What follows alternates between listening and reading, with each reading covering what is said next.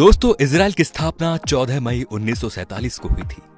लंबे समय के संघर्ष के बाद यहूदी को ब्रिटेन से आजादी मिली थी और नए सौराष्ट्र की स्थापना हुई और इसे इजराइल नाम दिया गया।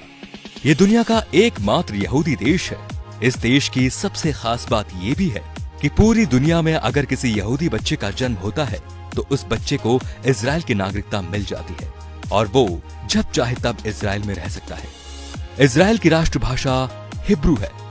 लोगों को इस भाषा को बोलते शर्म आती है। यह दुनिया का एकमात्र यहूदी देश है, परंतु इस भाषा का अंत मध्यकाल में हो गया था। इस भाषा को सीखने वाला भी अब कोई नहीं बचा। और जब इजराइल की स्थापना हुई दोस्तों, तो इस देश के यहूदियों ने इस भाषा को पुनर्जीवित कर दिया था और उसको वहां की आधिकारिक भाषा भी बना दिया।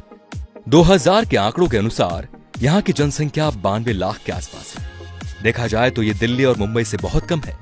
क्षेत्रफल में केरल से भी छोटा है। इजराइल एकमात्र ऐसा देश है जहां प्रत्येक नागरिक को मिलिट्री ट्रेनिंग लेना बहुत जरूरी है, फिर वो राष्ट्रपति का बेटा ही क्यों न हो।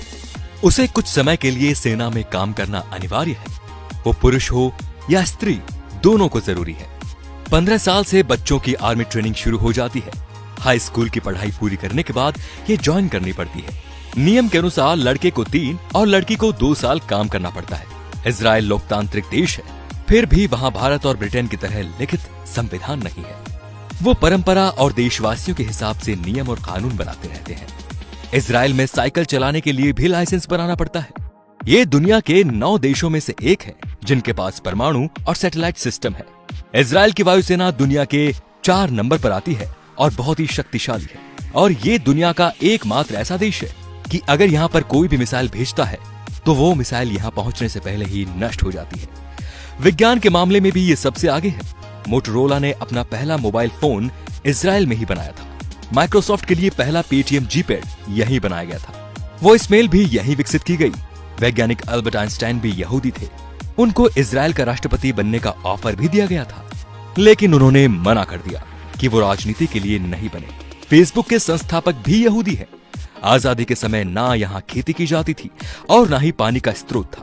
फिर टेक्नोलॉजी के चलते चलते आज के समय में 99 खाद्य पदार्थ खुद पैदा करता है। इसके अलावा समुद्र के पानी को पीने और दूसरे काम में प्रयोग भी करता है। यहाँ पर 40 बुक स्टोर है क्योंकि यहाँ सरकार किताबें पुख्ता करवाती है। यहाँ पर 137 बीच है। यहाँ का समुद्र तल सिर्फ 273 सेंटीमीटर लंबा है। यहाँ की एजेंसी मुसाद दुनिया की सबसे ज्यादा खतरनाक है, जो 6 डे वॉर के नाम से जानी जाती है। दोस्तों, इजराइल भारत को अपना सच्चा दोस्त मानता है। इसके बावजूद भी 2017 से पहले किसी भी भारतीय प्रधानमंत्री ने इजराइल की यात्रा नहीं की। इसके पीछे शायद उन सभी प्रधानमंत्रियों के नाराज हो जाने का डर था।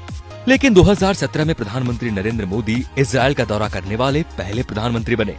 उनके इस दौरे ने भारत और इजराइल की दोस्ती को और गहरा मजबूत कर दिया।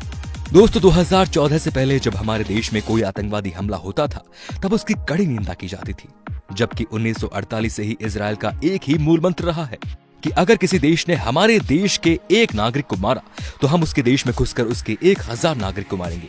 और फिर उन्होंने ये करके भी बताया। तो दोस्तों, इजराइल से सिर्फ 1 साल पहले हमारा देश आजाद हुआ था, लेकिन विकास के मामले में आज हम कहाँ हैं और इजराइल कहाँ है, ये सब आपको पता है। तो आप सभी को भी इजरायली नागरिकों से यही सीख लेनी चाहिए और अपने देश की तरक्की में पूरा योगदान करना चाहिए। धन्यवाद।